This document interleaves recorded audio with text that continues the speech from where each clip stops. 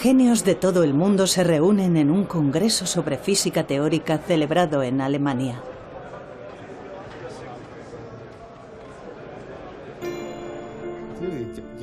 Los físicos teóricos intentan descifrar el universo solamente con fórmulas matemáticas.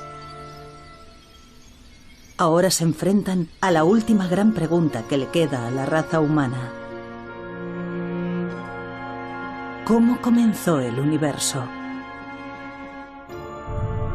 Parece una pregunta desalentadora, pero en realidad los físicos ya saben dónde yace la respuesta.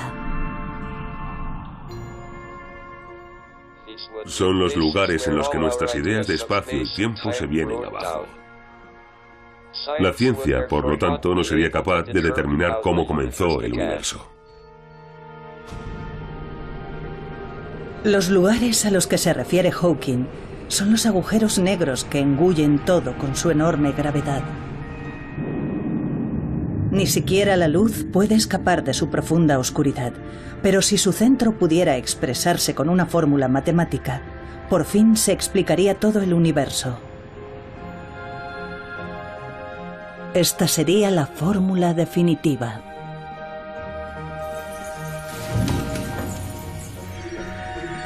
Sin embargo, en la búsqueda de esta fórmula, los físicos se han topado con inimaginables obstáculos.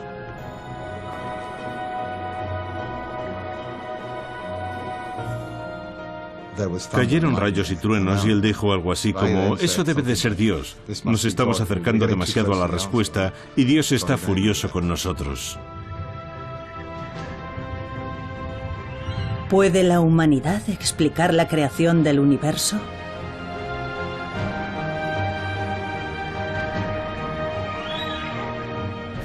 Armados solo con fórmulas, los físicos se han propuesto siempre metas muy ambiciosas. Esta es la historia de unos brillantes físicos y sus caminos recorridos a lo largo de un siglo. La fórmula definitiva.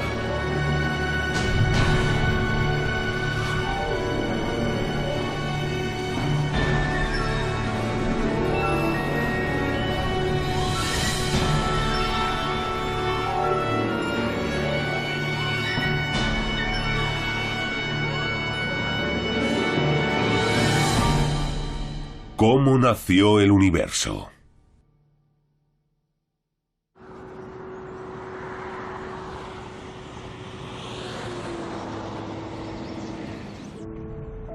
Entre las montañas de Colorado, Estados Unidos, se encuentra un centro que sirve de inspiración a físicos del mundo entero y donde se reúnen todos los años. El Centro Aspen de Física ha sido testigo de muchos descubrimientos importantes. Demos la bienvenida a John Sworth. En 2012, para celebrar el 50º aniversario del centro, un distinguido físico fue invitado a pronunciar unas palabras. John Sworth es uno de los físicos que más cerca ha estado de descubrir la teoría definitiva. Nos topamos con un prometedor enfoque para llevar a cabo la idea de Einstein de una teoría unificada. Ya teníamos una teoría única sin ninguna arbitrariedad que se suponía que describía todas las fuerzas de la naturaleza. Sworth ideó una nueva teoría llamada teoría de supercuerdas. Describía un mundo, impensable anteriormente, de partículas elementales revoloteando como cuerdas temblorosas. Pero hablaremos de ello más adelante. Antes echemos un vistazo al lugar que animó a Sworth a emprender su viaje en busca de la fórmula definitiva.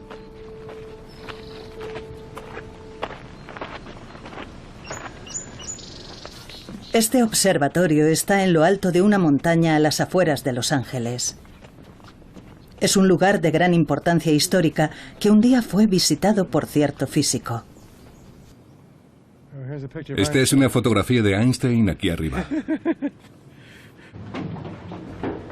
Aquí se llevó a cabo un descubrimiento que revolucionaría el mundo de la física teórica. El universo se expande. Este fue un importante descubrimiento. Desde el Big Bang, hace 13.700 millones de años, nuestro universo se expande a partir de un solo punto.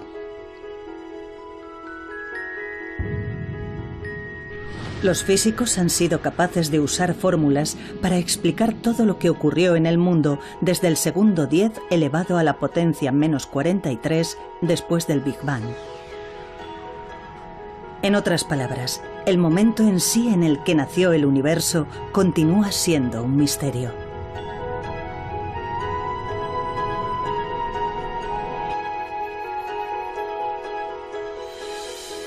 La fórmula definitiva desentrañaría los secretos del inicio del universo y explicaría todo lo que existe. Fue un brillante físico quien abrió este camino épico. Albert Einstein. Albert Einstein es una figura legendaria para la física del siglo XX.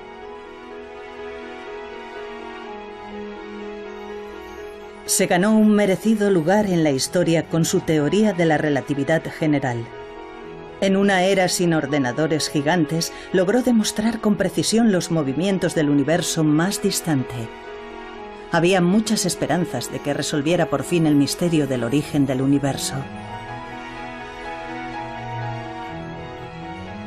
Esta es la fórmula de la teoría de la relatividad general.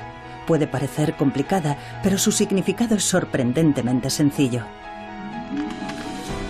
La parte izquierda de la fórmula representa la curvatura del espacio. La derecha contiene símbolos que representan masa y energía. En otras palabras, la fórmula explica que donde hay masa o energía, hay una distorsión del espacio. Pero aún resulta un poco difícil imaginarlo. Hagamos un modelo sencillo de la teoría de la gravedad de Einstein usando objetos cotidianos. Nos explica el concepto Joseph Polchinski, uno de los físicos que tratan de encontrar la fórmula definitiva. Necesitamos una tela, que será el espacio.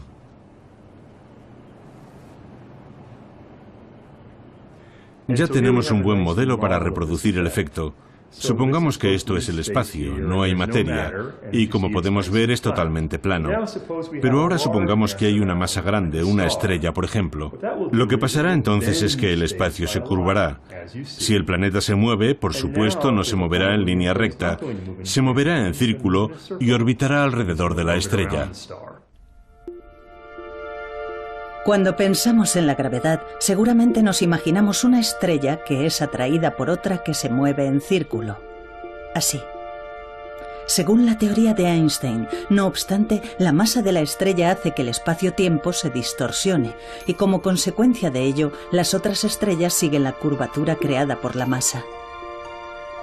Esta curvatura del espacio-tiempo se vuelve más extrema y potente cuanto más pequeñas y pesadas son las estrellas. En base a esta teoría, Einstein hizo una atrevida predicción. Donde hay una fuerte gravedad, hasta la luz se curva. Si esta teoría fuera efectivamente correcta, significaría que una estrella oculta tras una estrella más grande sería visible, porque la gravedad curva la luz. Y su predicción demostró ser correcta. Esta es una foto de un eclipse total de Sol. Las estrellas que se ven alrededor del Sol aparecen ligeramente apartadas de donde están realmente. Ello es debido a que la enorme gravedad del Sol ha provocado que se curve la luz de lejanas estrellas.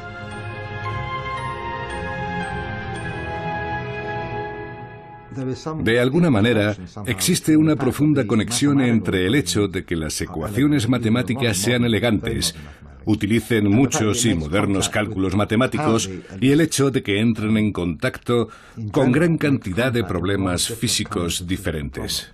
Por lo tanto, creo que es necesario comprender mejor los cálculos matemáticos. ¿Cómo nació el universo? Se esperaba que la teoría general de la relatividad resolviera el mayor misterio que aún se le resiste a la humanidad, pero aún habría un obstáculo inesperado. Fue el eminente físico Stephen Hawking quien lo reveló.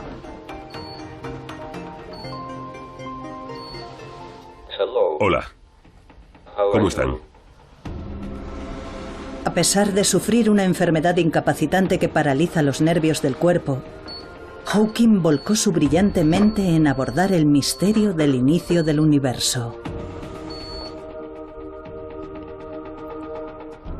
Hawking se ganó el aplauso del mundo científico por realizar un importante descubrimiento relacionado con el Big Bang que marcó el comienzo del universo. El universo se originó desde un único punto y continúa expandiéndose. Si volvemos atrás en el tiempo, podemos reconocer otro fenómeno similar. Es el fenómeno de los agujeros negros. Hawking demostró que el centro de los agujeros negros y el Big Bang eran matemáticamente lo mismo. Cuando explota una estrella enorme, se crea un agujero negro que se traga todo lo que lo rodea. Si el centro del agujero negro podía calcularse, el momento en que nació el universo también se podría explicar y analizar. Pero había un problema. Volvamos a la teoría de la relatividad general. Cuanto más pequeña y pesada es una estrella, mayor es la curvatura espacio-tiempo. Los agujeros negros, con su gravedad extrema, se hunden infinitamente hacia un solo punto. El problema era la profundidad infinita. Esta es la fórmula de los agujeros negros. Si extraemos su significado general, el resultado es algo parecido a esto. R es la distancia desde el centro de un agujero negro. Cuanto más nos acercamos al centro, mayor es la distorsión representada aquí por la letra D. No obstante, en el centro de un agujero negro, la distancia de R es 0, y por lo tanto el denominador se convierte en 0, de modo que el resultado sería infinito. Infinito significa que esta ecuación es imposible de calcular.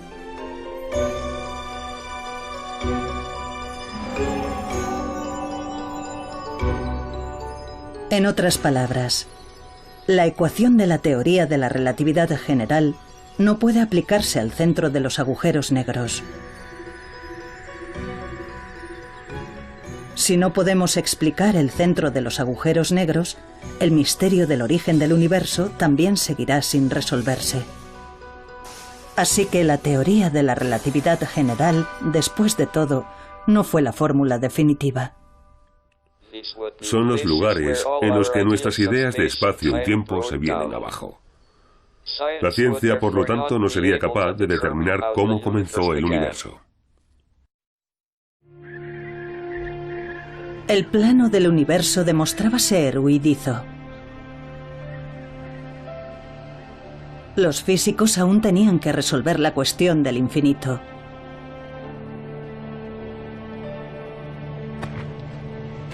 Entonces se les ocurrió una idea atrevida. ¿Por qué no combinar la teoría de la relatividad general con otra fórmula?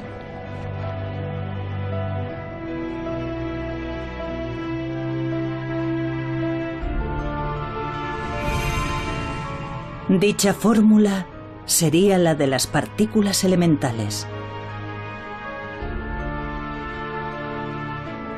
La fórmula de las partículas elementales describe con asombrosa precisión la micromateria que conforma el mundo.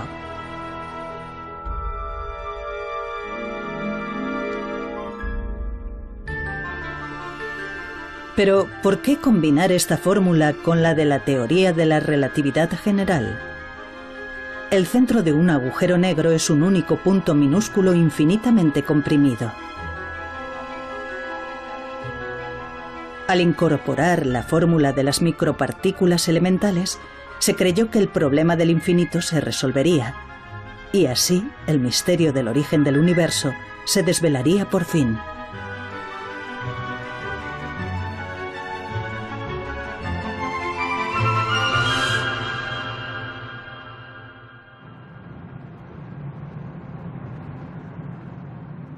Fue un físico ruso el primero en intentar descubrir la fórmula definitiva combinando la teoría de la relatividad general con la fórmula de las partículas elementales.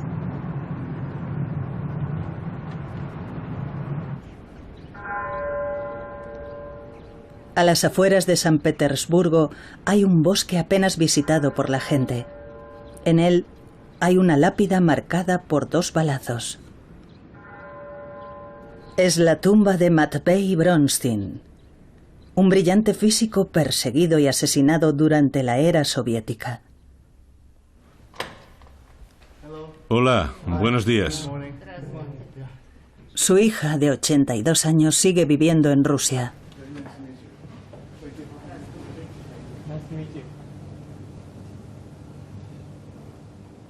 Bronstein murió a los 31 años. Su familia no fue informada de su fallecimiento hasta pasado más de medio siglo.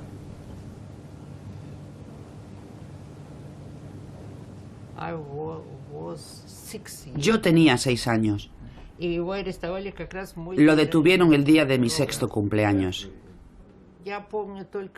Todos mis recuerdos son imágenes. No recuerdo conversaciones ni situaciones.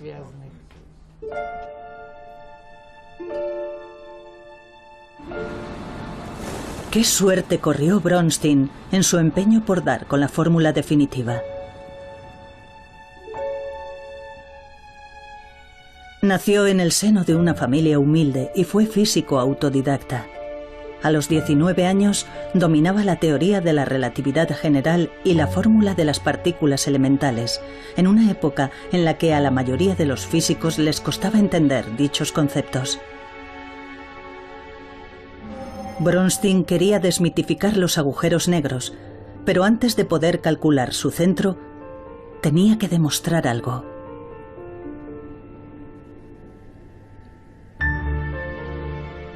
Debía comprobar si las 2 fórmulas podían combinarse y funcionar juntas a nivel microscópico en el espacio que lo rodeaba. Tomó una sección de espacio, a una escala menor incluso que la de las partículas elementales, y calculó la gravedad que actuaba sobre ellas. Aquí, las 2 fórmulas utilizadas por Bronstein han sido reemplazadas por fórmulas modernas. Parecen complicadas, pero expresadas de una forma más sencilla significan lo siguiente. La primera parte de la fórmula de las partículas elementales establece que sus cálculos se refieren al mundo microscópico. Dentro del recuadro azul, la fórmula describe la micromateria y las fuerzas que actúan sobre ella. Bronstein introdujo la teoría de la relatividad general en esta fórmula. Entonces, se produjo un resultado sorprendente. Apareció un 0 como denominador. Esto solo podía significar una cosa: un cálculo imposible, conocido también como infinito. No hay duda de que las fórmulas combinadas eran correctas, pero ¿por qué daban aquel resultado? Bronstein continuó sus cálculos con mayor precisión aún.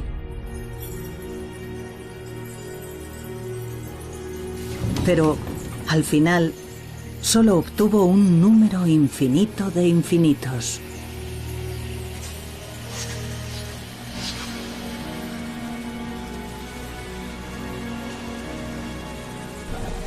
Estos resultados sugerían que si miramos lo que hay a nuestro alrededor a nivel microscópico, Todo es inestable, con multitud de fenómenos parecidos a agujeros negros que dan lugar a infinito.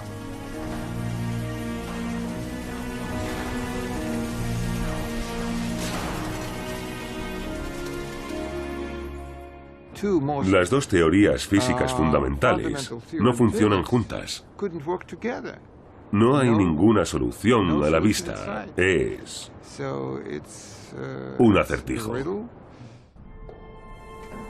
Con el problema del infinito sin resolver, Bronstein había sacado a la luz involuntariamente otro acertijo.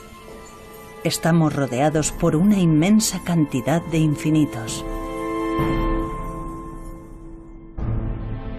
Mientras tanto, en la Unión Soviética ocurrían terroríficos sucesos bajo el gobierno de Stalin. Se calcula que alrededor de 1 millón de intelectuales y ciudadanos fueron perseguidos implacablemente. Los científicos librepensadores eran el objetivo más evidente. No obstante, Bronstein permanecía ajeno a todo lo que ocurría en su entorno y seguía intentando solucionar el problema del infinito. ¿Por qué los resultados eran siempre infinito? Si los cálculos eran correctos, el espacio que nos rodea podía derrumbarse en cualquier momento.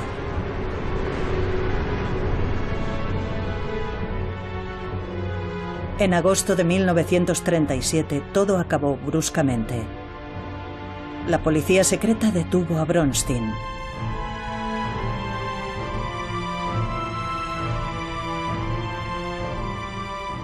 Fue fusilado de inmediato y enterrado en el bosque.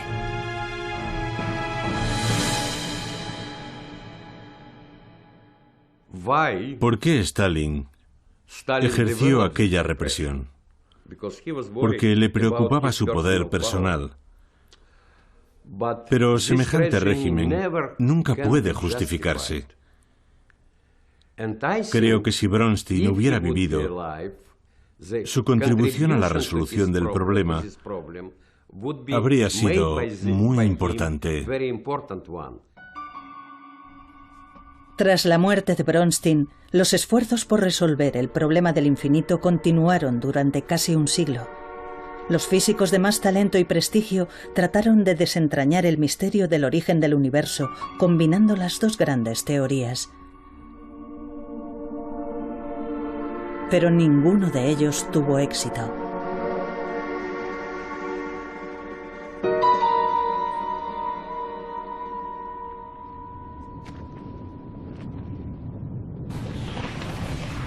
Un enorme pozo se abría ante aquellas mentes brillantes. Intentar solucionar el problema del infinito es desperdiciar tu vida. Eso era lo que pensaba la mayoría de los físicos cuando cesaban en su empeño por encontrar la fórmula definitiva.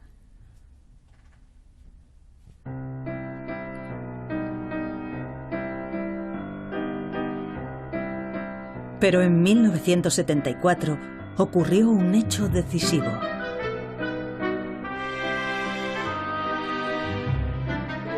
Se publicó un ensayo que aseguraba haber dado con la fórmula que resolvía el problema del infinito.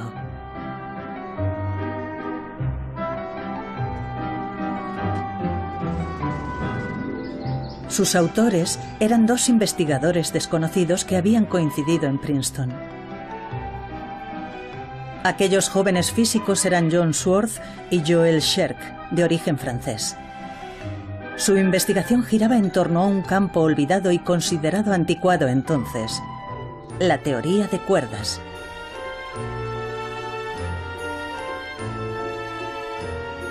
Tomemos como ejemplo las partículas elementales, las unidades de materia más pequeñas.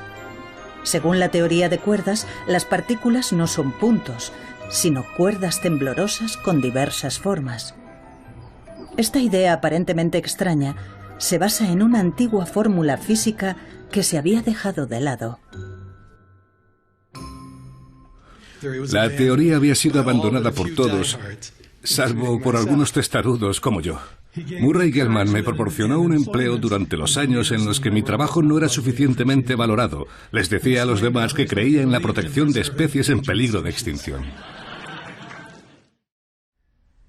Sin desalentarse, desarrollaron la teoría de cuerdas y propusieron una nueva teoría de supercuerdas. La fórmula que idearon logró resolver el problema del infinito, ahí donde la gran teoría de la relatividad general y la fórmula de las partículas elementales habían fracasado.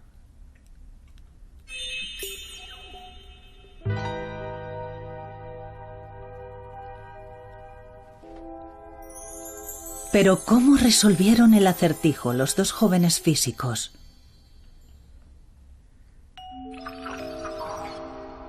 Esta es una fórmula que combina la teoría de la relatividad general y la fórmula de las partículas elementales. La parte que está dentro del recuadro expresa el hecho de que todas las partículas son puntos. Esto muestra la fuerza entre partículas que revolotean a nivel microscópico. Al expresarse con una fórmula sencilla, el denominador es r², siendo r la distancia entre partículas. Si las partículas son puntos, en el momento en el que colisionan unos con otros, la distancia r se convierte en 0. Ahora tenemos 0 como denominador. En otras palabras, el resultado es infinito cuando las partículas colisionan entre sí.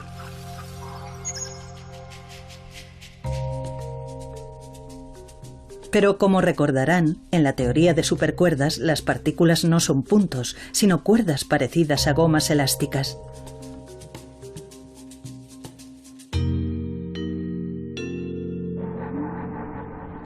Si las partículas tienen forma de gomas elásticas, ocupan cierta cantidad de espacio, de modo que, aunque colisionen entre sí, nunca acabarán siendo más pequeñas que el grosor de la goma.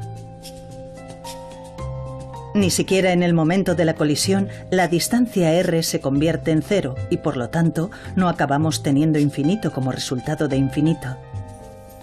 La teoría de supercuerdas resolvió finalmente el acertijo del infinito que había preocupado a los físicos durante casi medio siglo.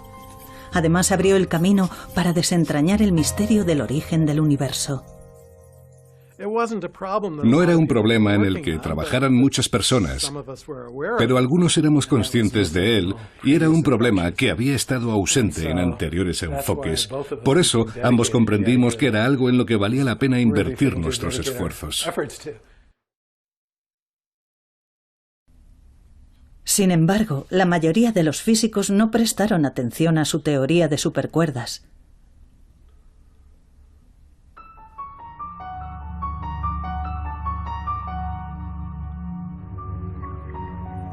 Desconfiaban de la teoría de supercuerdas. Para empezar, era demasiado diferente de la teoría de la relatividad general y de la fórmula de las partículas elementales.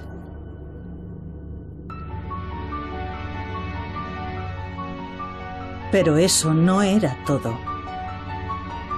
Para que la teoría de supercuerdas fuera cierta, necesitaba no solo las 4 dimensiones del mundo que vemos a nuestro alrededor, altura, anchura, profundidad y tiempo, sino que requería nada menos que 10 dimensiones. Eso es, 10. Muchos físicos se mostraban escépticos al oír hablar de otras dimensiones. Nuestro espacio-tiempo tiene 3 espacios y una dimensión de tiempo. Por eso decimos que es un espacio-tiempo de 4 dimensiones. Pero en lugar de 4 tenía al menos 10 dimensiones. Había que hacer algo con respecto a aquellas 6 dimensiones superfluas. Así que perdí el interés en trabajar con más dimensiones. No me solucionaba nada. La teoría de supercuerdas no puede llamarse física. Aquellos que lleven a cabo tales investigaciones deben ser excluidos. Esas eran las opiniones que se escuchaban en aquella época. Schwartz recibió frecuentes comentarios sarcásticos de un físico ganador del premio Nobel. Creo que veía con escepticismo el programa de la teoría de cuerdas. Pensaba que se alejaba demasiado de los experimentos y eso le molestaba. Me tomaba el pelo con ello. Me veía en un pasillo y me gritaba desde lejos: Sworth, ¿con cuántas dimensiones trabajas hoy?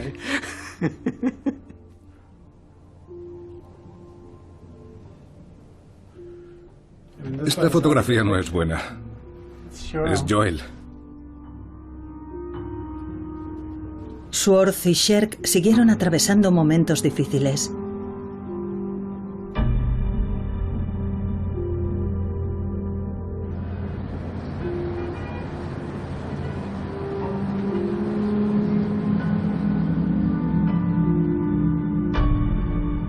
Después de que su teoría de supercuerdas fuera desechada ampliamente, Sherk cayó enfermo por una grave diabetes y regresó a Francia. ¿Por qué 10 dimensiones? ¿Y dónde estaban aquellas otras dimensiones invisibles?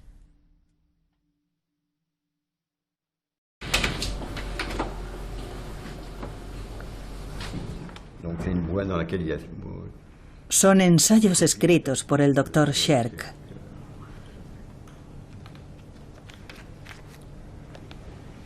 Se dice que Sherk se volcó obsesivamente en la investigación de otras dimensiones.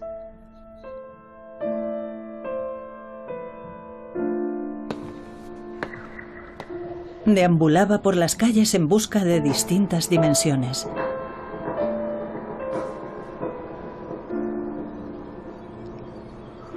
Se convirtió en un apasionado budista y se entregó a la meditación.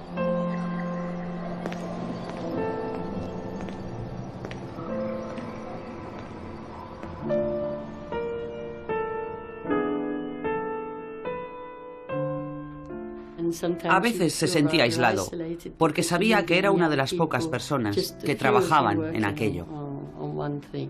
Eso en ocasiones le resultaba frustrante, porque la gente opinaba. A la gente no le convencía lo que estaba haciendo, y eso le frustraba. La vida de Sherk llegó a su fin cuando tenía 34 años. En su dormitorio se hallaron pruebas de que se había inyectado una enorme dosis de su medicación contra la diabetes.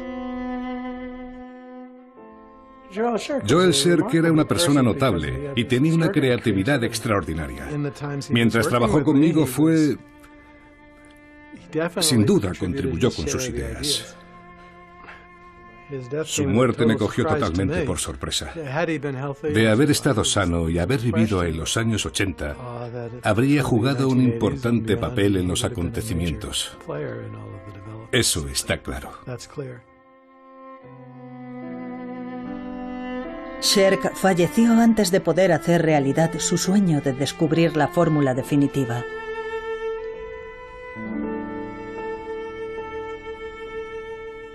Sworth, en solitario, continuó persiguiendo la meta que su amigo no logró alcanzar.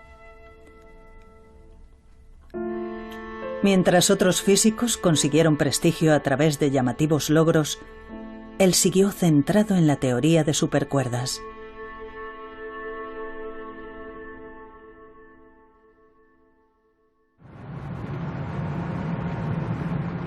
Entonces surgió otra oportunidad. Un nuevo miembro se unió a la investigación desde Inglaterra, al otro lado del océano. Se trataba del brillante físico Michael Green.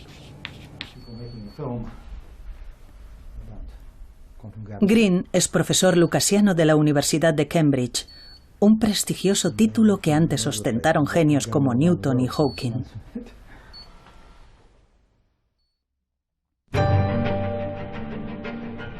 Sworth y Green decidieron enfocar la pregunta de las dimensiones de la siguiente manera. Nunca había habido ninguna prueba matemática de que solo hubiera 4 dimensiones en el universo. Si la fórmula decía que eran 10 dimensiones, tal vez fueran las creencias ampliamente extendidas las que estaban equivocadas. Los dos físicos decidieron una vez más probar que la fórmula de la teoría de supercuerdas merecía ser la fórmula definitiva. Necesitaban demostrar que la teoría de la relatividad general y la fórmula de las partículas elementales podían hallarse dentro de la fórmula de la teoría de supercuerdas.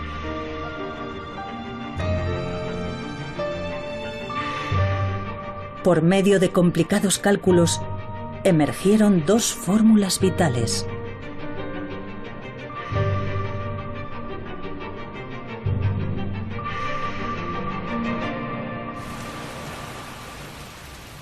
Cuando estaban realizando los últimos cálculos para asegurarse de que no había contradicciones en la fórmula, se toparon con algo extraño.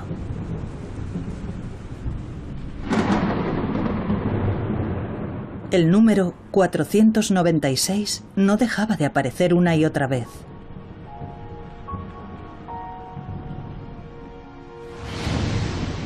...496 es lo que se conoce como un número perfecto y ya era venerado por los antiguos griegos que lo relacionaban con la creación del mundo. Su aparición simultánea era una prueba de la hermosa armonía entre el vasto universo y el mundo microscópico que coexisten en la fórmula.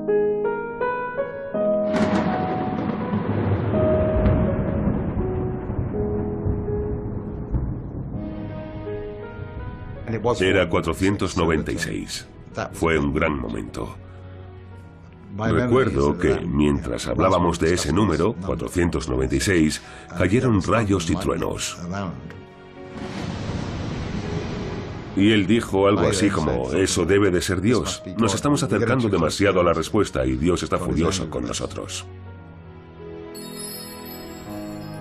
Al mismo tiempo que apareció el número 496, consiguieron combinar la teoría de la relatividad general y la fórmula de las partículas elementales sin ninguna contradicción.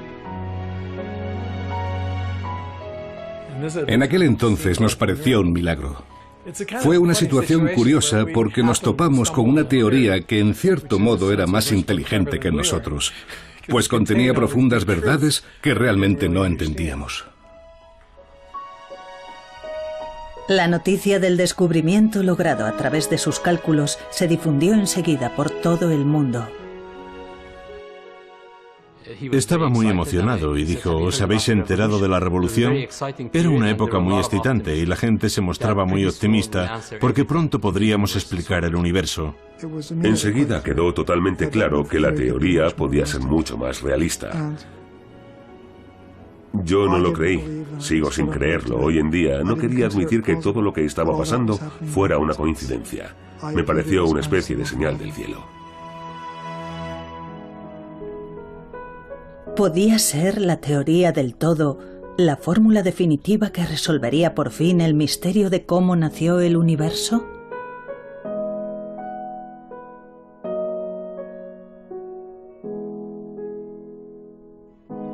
Físicos de todo el mundo se pusieron manos a la obra y empezaron a investigar la teoría de supercuerdas. De repente, la teoría de supercuerdas se encontró en la vanguardia de la física.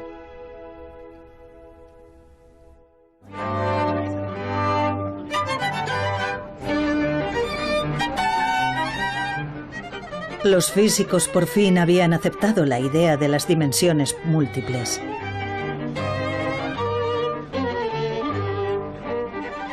Pero ¿dónde existían aquellas dimensiones en el mundo?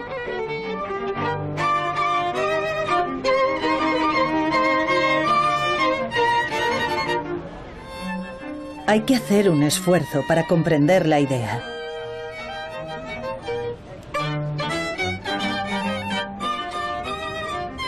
Joseph Polchinski, que antes nos explicó la teoría de la relatividad general, nos explica ahora el concepto de las dimensiones múltiples.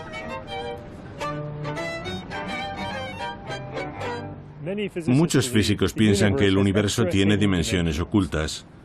Para un físico, una dimensión es una dirección en la que pueden moverse las cosas. Podemos verlo con esta cuerda floja, por ejemplo. Nuestra equilibrista Erika ve la cuerda floja como un mundo unidimensional. Solo puede moverse hacia adelante y hacia atrás.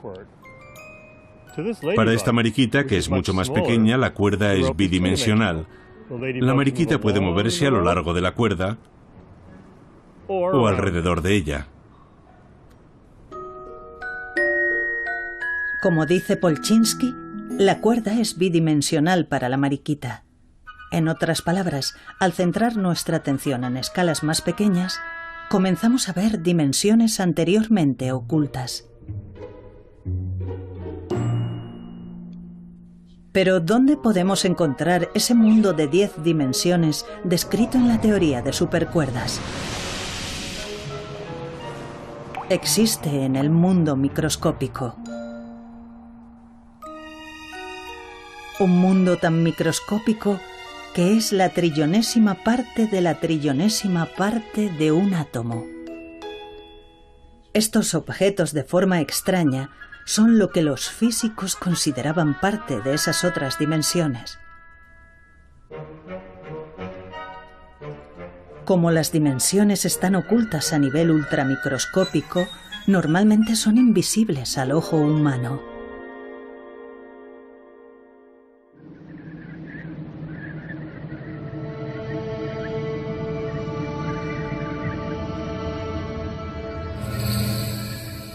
La nueva teoría de supercuerdas incorporaba las dos grandes fórmulas, la teoría de la relatividad general y la fórmula de las partículas elementales. ¿Era esta la fórmula definitiva que descifraría por fin todo lo que hay en el universo?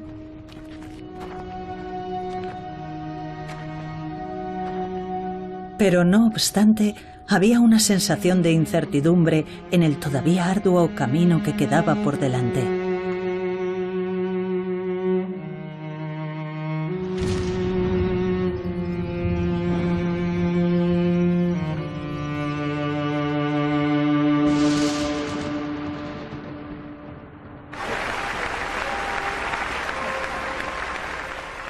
Entonces fue cuando el genio Stephen Hawking volvió a entrar en escena. Él fue quien planteó a los físicos el problema del infinito en relación con los agujeros negros. ¿Tenía la teoría de supercuerdas lo que hacía falta para ser la fórmula definitiva? Hawking respondió a esta pregunta mencionando otro problema que acechaba en la profundidad de los agujeros negros. Y así es como comienza el siguiente capítulo de nuestra historia. El nuevo problema estaba relacionado con el misterioso calor generado en el centro de los agujeros negros.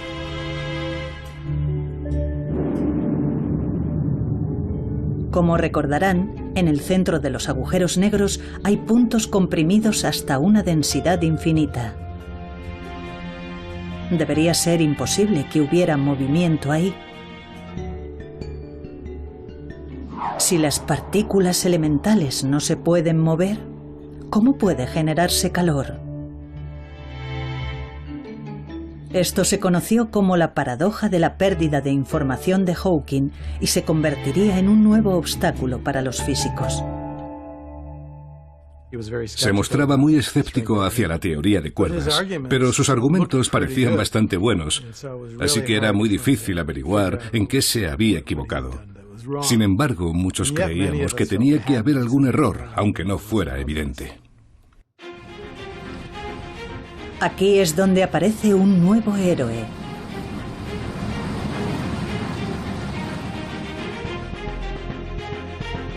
Es el joven físico Joseph Polchinski, al que ya hemos visto explicándonos diversos conceptos.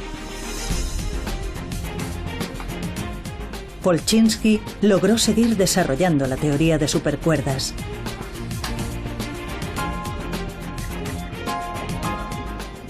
La teoría de supercuerdas describe un mundo microscópico en el que las partículas vuelan como pequeñas cuerdas temblorosas. Un día, al pasar por una lavandería durante un descanso en un congreso, a Polchinski se le ocurrió una idea. Pensó, la ropa está hecha de muchos hilos finos tejidos juntos. De forma parecida, las partículas a nivel microscópico quizá no sean cuerdas individuales, sino manojos de cuerdas. Lo realmente interesante es lo que pasa cuando tienes muchas de estas juntas. Solo unas cuantas y luego más y más.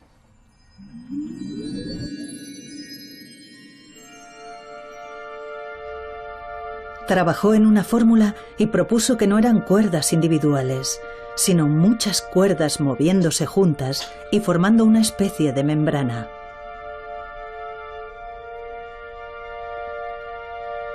Los hallazgos de Polchinski hicieron que físicos de todo el mundo trabajasen en cálculos para identificar el calor en el interior de los agujeros negros. Finalmente, con la incorporación de una nueva fórmula que describe el fenómeno de la membrana, la teoría de supercuerdas se utilizó con éxito para calcular el calor dentro de los agujeros negros. Se creía que en el corazón de los agujeros negros las partículas eran comprimidas hasta el infinito y no se podían mover. Pero en el corazón de los agujeros también podía haber dimensiones múltiples. En dichas dimensiones, las cuerdas se tejen juntas formando membranas que se mueven y generan calor. Creo que la paradoja de la pérdida de información de Hawking es uno de los grandes experimentos de la historia de la ciencia. Si no hubiera defendido con tanta vehemencia que la paradoja existía, puede que la gente no le hubiera prestado la atención que se merecía. En 2004, Hawking tomó la valiente decisión de convocar un congreso en el que reconoció que estaba equivocado.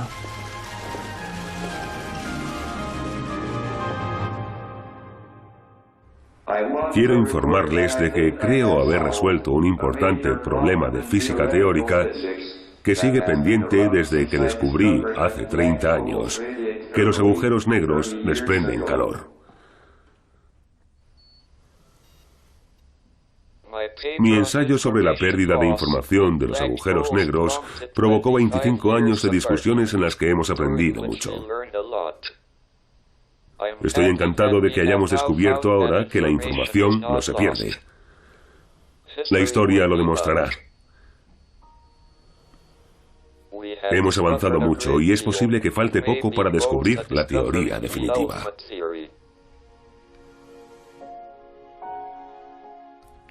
Me gustaría encontrar una respuesta mejor para las preguntas de ¿por qué estamos aquí? ¿Por qué vale la pena vivir en este universo? ¿Y cuál es el significado de ello?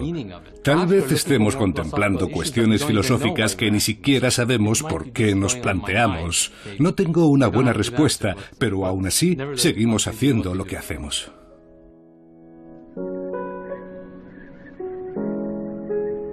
La paradoja de Hawking se superó y se había desarrollado una nueva teoría de supercuerdas.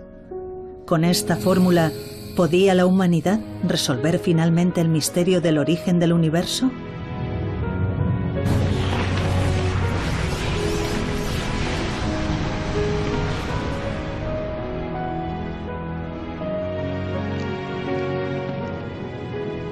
En el largo camino en busca de la fórmula definitiva, los físicos se han topado con el infinito, las dimensiones múltiples y los agujeros negros.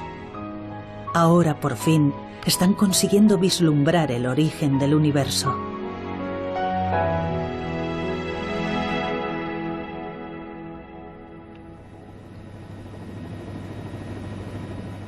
Investigadores de todo el mundo están poniendo a prueba las predicciones hechas por la teoría de supercuerdas. El CERN es el laboratorio de física de partículas más grande del mundo, donde fue descubierto el bosón de Higgs. Uno de sus siguientes objetivos es descubrir otras dimensiones. La idea es utilizar el gigantesco acelerador para desvelar las dimensiones ocultas a nivel microscópico. La atención se ha centrado también en los agujeros negros que los físicos llevan mucho tiempo estudiando en su búsqueda de la fórmula definitiva. Científicos de todo el mundo intentan ahora observar directamente la entrada de un agujero negro.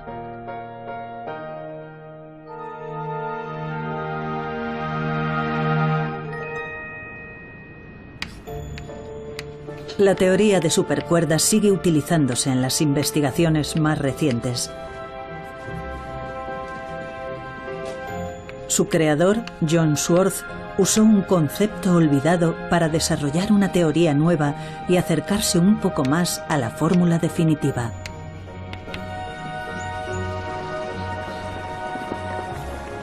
Pero empieza a pensar que quizá no viva para ver el día en el que por fin se desvelen los secretos del origen del universo.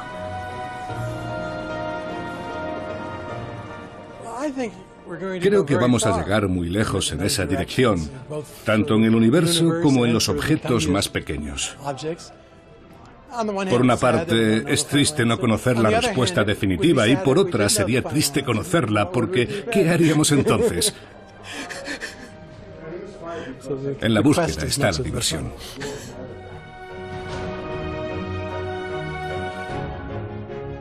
Entonces, ¿cómo se creó nuestro universo?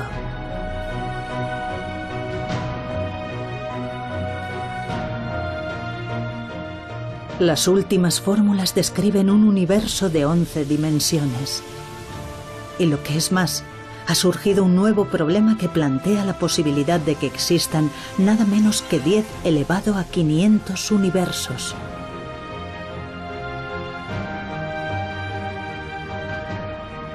La fórmula definitiva desvelará los profundos misterios del universo.